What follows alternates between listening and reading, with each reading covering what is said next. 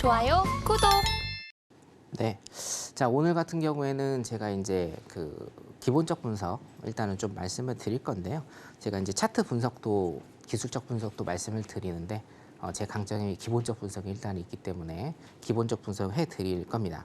오늘 같은 경우에는 지금 주제를 미국 소득 감소에 대해서 일단 제가 말씀을 드릴 건데 노란톡방에 계신 분들은 이 자료를 새벽에 일단은 받아보실 수 있습니다. 출근 시간에 일단은 더 자세하게 받아보실 수가 있고, 제가 지금 이제 생방송이기 때문에 요점만 간단히 일단은 해드릴 거고요. 이 풀 버전을 보실 여러분들께서는 노란톡방에 일단 들어오시면 풀 버전 제가 내일 아침에 다시 띄워드릴 테니까 같이 보시면 될 것 같습니다.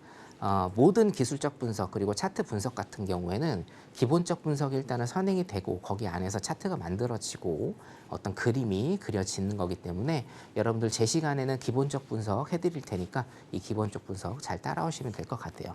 제가 오늘 이거를 이제 하는 이유는 뭐냐면 이제 리세션, 경기 침체가 오느냐 안 오느냐가 굉장히 조금 중요하고 2023년에 어떻게 대응해야 될지 제가 강연회 때도 일단은 서울 강연회 때도 말씀을 드릴 거고 이번에 부산 강연회 때도 핵심 포인트를 일단은 짚어 드릴 건데, 자, 소득과 소비가 굉장히 중요하다라는 겁니다. 그렇죠? 미국 같은 경우에는 내수가 거의 65% 정도 되기 때문에 소득이 굉장히 중요한데, 소비가 굉장히 중요한데, 그럼 이 소비가 늘려면, 그렇죠? 소비가 늘려면 간단히 얘기를 해서 소득이 많아야 되죠. 그렇죠? 소득이 내가 버는 돈이 많아야 내가 쓰는 돈이 많을 겁니다. 그래야 통화량이 늘고 뭡니까? 경기가 굉장히 좀 좋아지는 거겠죠.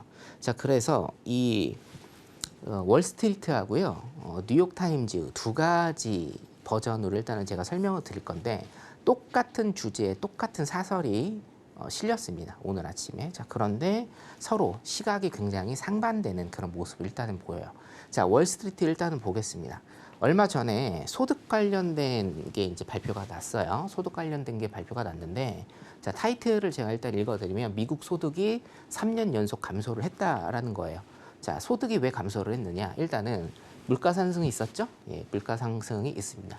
인플레이션이 높아지기 때문에 인플레이션이 높아진다라는 건 뭡니까? 통화량이 많아지고 화폐의 가치가 떨어지고 화폐의 가치가 떨어지면서 내가 실제로 가지고 있는 돈의 가치가 떨어진다. 그러니까 예를 들면 인플레이션이 작년 기준으로 CPI 기준으로 9.1%였죠. 9.1%란 얘기는 뭡니까? 인플레이션이 9.1%란 얘기는 내가 9.1%만큼 가난해진다는 뜻이거든요. 자, 그래서 인플레이션이 높아지니 사람들은 뭡니까? 소득이 낮아지는 그런 현상이 발생을 하는 거예요. 이게 여러분, 자, 인플레이션이 발생을 한다라는 거는 경기가 좋아지니까 내가 돈을 더 많이 버는 거 아니냐라고 생각을 하실 수도 있는데, 맞습니다. 맞는데 중요한 건 뭐예요? 내 임금 상승률이 인플레이션을 따라가야 그게 똑같이 되는 겁니다. 그렇죠? 이 물가가 오른 상태에서 내 월급이 많아져야 내가 소비를 많이 하게 되는 겁니다. 근데 임금 상승률이 인플레이션을 따라가지 못할 정도예요. 여러분들 이제 그 연봉 받으시니까 연봉 협상할 때 1년에 연봉 협상할 때 3%에서 많이 받으면 5% 정도거든요. 세전. 자, 그러면 인플레이션율이 작년에 9%였단 말이에요. 9.1%까지 올랐어요. 자, 인플레이션 임금 상승률이 인플레이션을 따라가지 못하기 때문에 내가 일단은 뭡니까? 굉장히 어려워지는 현상을 여러분들이 겪으시는 겁니다. 미국도 마찬가지고 사실 우리나라도 마찬가지예요. 요거는. 자, 그래서 자, 지난해 급증하는 인플레이션으로 인해서 가계소득 증가가 잠식되어서 미국인들의 생활 수준이 3년 연속 하락한 한 해가 되었다. 자, 우리가 미국 소득을 봐야 되는 이유는 해외 선물을 하기 때문에 보는 거고, 미국이 잘 살 필요는 없지만 미국이 어때요? 예, 망하면 안 됩니다. 망하면 안 되기 때문에. 자, 2022년에는요 어떻게 됐냐? 2.3%가 일단은 감소를 했어요. 소득 2.3%를 감소를 한 거예요. 인플레이션 때문에. 자, 그래서 이 수치를 이제 그래프를 보시면, 자, 2020년입니다. 2019년이죠. 코로나 발생 직전에 굉장히 돈을 많이 풀었죠. 예, 굉장히 돈을 많이 풀어서 최고적으로 일단은 소득이 잡혔고, 그렇죠? 최고적으로 소득이 잡힌 다음에 쭉 내려오는 모습을 일단 보였다라는 거예요. 그래서 작년 대비해서 뭡니까? 2.3% 일단은 줄었다. 2.3% 줄었다. 자, 그런데 월스트리트하고 뉴욕타임즈 두 가지가 같은 주제로 상반된 의견을 내놨다라는 거죠. 자, 여기는 지금 이게 중요한데 월스트리트는 뭐가 중요하느냐? 강한 노동시장과 냉각된 물가 상승으로 가계의 구매력이 향상되었다라는 거예요. 자, 강한 노동시장. 세 가지 일단은 보겠습니다. 첫 번째, 구인이직 보고서상에 어떻게 됩니까? 구인이직 비율이 다운이 되고 있고, 두 번째, 비농지표. 비농지표는 어떻게 돼요? 안정적으로 고용시장이 흘러가는 것을 보여주고 있고, 세 번째, 실업률 같은 경우에는 이번에 실업률이 조금 소폭 오르기는 했으나, 자, 미국의 완전 고용 상태인 4% 이내에 지속적으로 12개월 이상 존속을 하고 있기 때문에, 자, 그리고 뭡니까? 인플레이션 같은 경우에는 우리 CPI 기준으로 9.1%에서 지금 3.2%까지 일단은 내려왔고, 오늘 이제 3.7%까지 됐죠? 하지만 9.1에서 일단은 3%대로 한 14개월 만에 굉장히 좀 많이 내려오는 모습을 일단은 보였다라는 거예요. 그래서 여기서는 강한 노동시장 그리고 냉각된 물가 상승률, 떨어지고 있는 물가 상승률 때문에 가계 구매력이 이제는 향상될 것이다라는 겁니다. 가계 구매력이 이제 향상될 것이다. 인플레이션이 낮아지고 있고 고용 시장이 탄탄하기 때문에 내 소득은 높아질 가능성이 높다라는 거예요. 그래서 뭡니까? 이 추정된 차트 모양을 보시면, 자, 요거는 추정치입니다. 회색은 다시 소득이 올라가서 구매력이 상승을 해서 경기가 좋아질 가능성이 많다라고 월스트리트에서는 지금 보고 있는 것. 자, 그러면 네. 자, 왜 이렇게 소득이 올라갈 것이냐를 일단은 보면 요거 일단은 그래프 일단 보도록 하겠습니다. 자, 여기는 뭡니까? 이거예요. 실질 임금 상승률이고요. 요거는 뭡니까? CPI죠. 소비자 물가 지수예요. 자, 여기 보시면 2023년에는 어떻게 됩니까? 실질 임금이 높아지고 있고 CPI가 낮아지고 있고, 이 접점을 일단은 찾겠죠. 이 접점을 찾아서 어떻게 돼요? 이제는 구매력이 높아질 것이다라는 것을 예측을 하는 거고, 여기 보시면 2020년 이후에 코로나 팬데믹 이후에는 뭡니까? 실질 임금이 제로 밑이었다.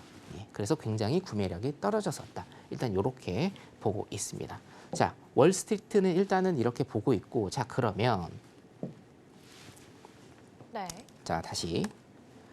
자, 그러면 지금 이제 중요한 게 뭐냐면 여러분, 어차피 바이든이 2024년 이제 1년밖에 안 남았어요, 여러분. 재선에 나온다고 일단 했습니다. 재선에 나온다고 했기 때문에, 자, 재무부, 행정부죠? 행정부라고 그냥 통칭하겠습니다. 그 바이든의 행정부가 돈을 많이 풀 거란 말이에요. 돈을 많이 풀겠죠. 어쩔 수 없어요. 이거는 필연입니다. 돈을 줄이겠습니까? 돈을 줄이지 않아요. 돈을 많이 풀 거예요. 돈을 많이 풀어야 재선에 굉장히 많이 도움이 되기 때문에 당연히 돈을 많이 풀 거거든요. 자, 그러면 인플레이션이 어차피 9.1에서 지금 3.7로 제가 수정하겠습니다. 방금 전에 발표한 거. 자, 3.7도 여러분 굉장히 고인플레이션, 고물가라고 제가 항상 말씀드리죠. 왜요? 3.7% 정도 내가 가난해지는 거기 때문에. 자, 그러면 여기에서 돈을 많이 푼다라고 하면 어떻게 돼요? 이거보다 더 오를 가능성이 많다라는 거예요, 여러분. 여기에서 연준과 미국 행정부의 조율이 일단은 필요한데, 조율은 사실은 필요 없습니다. 뭐예요? 둘 중에 하나가 이겨야 되는 싸움이고, 원래는 뭡니까? 연준이 이겨야 되는 싸움입니다. 물론 연준은 정부와 이론상으로는 정부의 규제를 받지 않으나 대통령이 연준 의장을 임명을 하는 거기 때문에 어떻게 돼요? 행정부의 입김이 굉장히 많이 간다, 실질적으로. 그렇게 일단은 보시면 될 것 같고. 자, 그래서 여러분들 일단은 하나 체크하셔야 될 건 뭐냐면, 자, 실질적인 구매력이 일단은 올라갈 가능성이 많은데, 거기에다 재선으로 인해서 시장에 돈을 더 많이 뿌려버리면 어떻게 됩니까? 고인플레이션, 고물가. 근데 금리를 또 낮출 수가 없죠. 그렇죠? 지금 금리 못 낮춰요. 금리는요, 2025년 정도에 낮출 겁니다, 아마. 자, 그러면 고인플레이션, 고금리가 지속적으로 미국을 건드릴 것이다. 그래서 리세션이 온다라고 제가 일단은 말씀을 계속적으로 드리는 겁니다. 자, 일단은 하는 데까지 하고 혹시나 중간에 끊어진다라고 하면 생방송이니까요. 중간에 끊어진다라고 하면 여러분 제가 아까 말씀드렸다시피 노란톡방 들어오시면 이거 풀 버전 제가 다 올려드리겠습니다. 아셨죠? 자, 그러면 뉴욕타임즈에서는 어떻게 보고 있느냐를 일단 보면 똑같아요.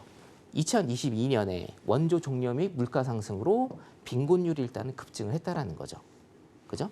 자, 똑같이 소득에 관한 겁니다. 똑같이 소득에 관한 건데 첫 번째는 뭐예요? 첫 번째는 긍정적인 시그널로 보고 있고 두 번째는 뭡니까? 오히려 빈곤율이 일단은 급증을 했다는 거예요. 자, 빈곤의 증가는 지난 2년간의 큰 감소세를 반전시켰다. 자, 이게 무슨 얘기냐면요. 보세요. 이 2.3% 감소, 74,580달러 이거 전부 다 동일합니다. 월스트리트랑. 자, 이게 뭐냐면 자, 미국에서 우리나라도 이제 마찬가지죠. 우리나라도 긴급재난지원금 같은 거를 일단 줬는데 미국은 굉장히 많이 줬다고 합니다. 미국에서는 생활비가 상승하고 인플레이션율 때문에 생활비가 상승하죠. 물가가 상승합니다. 그리고 팬데믹 기간 동안 뭐예요? 이제 국민들한테 정부에서 국민들한테 프로그램이 만료됐다. 우리나라랑 비교를 하시면 똑같아요. 우리 재난지원금도 받으신 분들 있을 거고 자영업자분들은 긴급 구호자금이나 대출 받으신 분들 저리에 상품을 받으신 게 뭡니까? 프로그램이 지금 만료가 됐고 우리나라 같은 경우는 그걸 지금 회수를 하려고 하는 거죠. 그래서 9월 위기설도 나오는 거고 조금 더 나가면 9월 위기설은 말도 안 된다라고 제가 말씀을 드린 거고 자 특히 어린 아이들 사이에서 급격히 증가했다라는 겁니다. 자 어린 아이들 사이에서 굉장히 급격히 빈곤율이 증가를 했다는 거 뭐예요? 어린애들은 누구랑 살아요? 부모랑 살죠. 부모랑 살기 때문에 실질적으로 부모의 빈곤율이 굉장히 급증을 했다는 겁니다. 자 이게 왜 급증을 했냐? 자 빈곤율이 2021년 7.8%였는데 22년에는 12.4%로 굉장히 큰 폭으로 증가를 했어요. 자, 이게 왜 그러냐면 자, 2년 동안 미국은 코로나 팬데믹으로 인해서 돈을 굉장히 좀 많이 풀었다라는 거죠. 돈을 많이 풀었기 때문에 어떻게 돼요? 자, 빈곤층을 굉장히 많이 도와줬어요. 그러면 빈곤층이 위로 올라왔습니다. 근데 이 빈곤층의 프로그램이 끝났어요. 그럼 다시 떨어지는 거예요, 여러분. 쉽죠? 그러니까 한 가지 소득에 관한 한 가지 주제를 두 가지 신문에서 다 다르게 지금 얘기를 하고 있는 겁니다. 이게 사실은 조금만 더 한 발자국 더 나아가 보면 이게 미국 경제학자들이 보는 지금 시각이에요. 굉장히 어수선합니다. 그러니까 미국 경제학자들 같은 경우에도 뭡니까? 팬데믹이라는 이 변수 때문에 지금 침체나 어떤 침체가 오지 않고 피벗을 하느냐 여기에 관해서도 설왕설래가 있다라고 여러분들이 그렇게 보시면 될 것 같아요. 자, 그래서 자 빈곤 아동 비율 그래프를 일단은 보시면 이겁니다. 이것만 보시면 돼요. 언더 18인데 이제 18세 미만입니다. 18세 미만의 빈곤율이 돈을 많이 뿌렸을 때는 어떻게 돼요? 굉장히 낮았다. 근데 지금 프로그램이 종료가 돼버리니까 급증을 하고 있다는 겁니다. 그죠? 급증을 하고 있다. 요거는 일단 여기까지만 보시면 되고 자 여기에 대해서 일단 좀 설명을 드리면 자 지난해 미국 빈곤 증가도 일단 체크를 좀 하시면 됩니다. 이 초록색 선이 평균인데요. 요거를 일단 넘어섰다라는 거고 여기에 관해서 제가 일단 말씀을 드리면 자 보세요. 여기에 관해서는 두 가지 관점을 일단은 조금 말씀을 드릴 수가 있어요. 첫 번째는 뭐냐면 이 자금 지원을 하는 거 우리나라도 마찬가지인데 자금 지원을 하는 거에 대해서는 첫 번째 찬성이 있을 것이고 두 번째 이제 반대가 있을 겁니다. 그죠? 자 반대 측의 입장은 뭡니까? 자 반대 측의 입장은 뭐예요? 사실 굉장히 인위적이었다. 이 정부에서 돈을 뿌리는 게 문제가 아니라 뭐예요? 근로를 통해서 자급자족 자활을 할 수 있는 이 프로그램을 더 줬어야 된다라는 겁니다. 그렇게 됐기 때문에 뭡니까? 정부에서 마냥 도와줬기 때문에 빈곤율이 밑으로 가다가 다시 정부에서 도와주지 않으니까 빈곤율이 위로 갔다라는 거예요. 자, 그리고 이게 반대 의견. 찬성의 의견을 일단은 보면 뭡니까? 찬성의 의견은 이런 공제 확대가 그대로 유지된다면 뭐예요? 빈곤율이 거의 50%로 낮아졌을 건데 이 프로그램을 너무 빨리 종료를 해서 뭡니까? 빈곤율이 높아졌다. 그걸 반대로 해석을 하면 어떻게 되죠? 정부 정책이 굉장히 좋았기 때문에 빈곤율이 많이 낮아진 거다. 이 정책을 계속적으로 써야 된다. 이렇게 일단은 사설에서 보고 있습니다. 결론적으로 일단은 보면요, 여러분. 자, 결론적으로 미국 같은 경우에도 한 가지 지금 한 가지 사항을 두고 두 가지의 굉장히 상반된 견해를 보이고 있다라고 일단은 보시면 될 것 같습니다. 자, 그래서 한쪽은 뭐예요? 한쪽은 앞으로 소득이 증가할 것이다. 그래서 경기가 굉장히 좋게 돌아갈 것이다. 라는 이런 한쪽의 측면. 또 한쪽은 뭡니까? 이게 월스트리트 첫 번째 말씀드린 거고, 뉴욕타임즈는 조금 이제 원래 보수적이거든요. 뉴욕타임즈 같은 경우에는 뭡니까? 원조가 종료했기 때문에 빈곤율이 급증을 했다. 이걸 반대로 해석을 해보면, 자, 원조 같은 경우에는 하면 안 된다. 좀 줄여야 된다. 하면 안 된다기보다는 좀 줄여야 된다. 좀 줄이고 뭡니까? 자급자족을 할 수 있는, 자활을 할 수 있는 그런 프로그램을 지속적으로 해야 빈곤율이 낮아질 것이다. 일단 이렇게 보고 있는 거예요. 그래서 여러분들이 여기에서 캐치를 하셔야 될 건 뭐냐면 소득입니다. 소득. 강연회에서도 제가 일단은 이거 말씀드렸거든요. 소득이 굉장히 중요하다. 소득이 뭡니까? 소비를 결정하죠. 소비를 결정합니다. 그리고 미국이 리세션이 오느냐 안 오느냐는 이 소비가 결정합니다.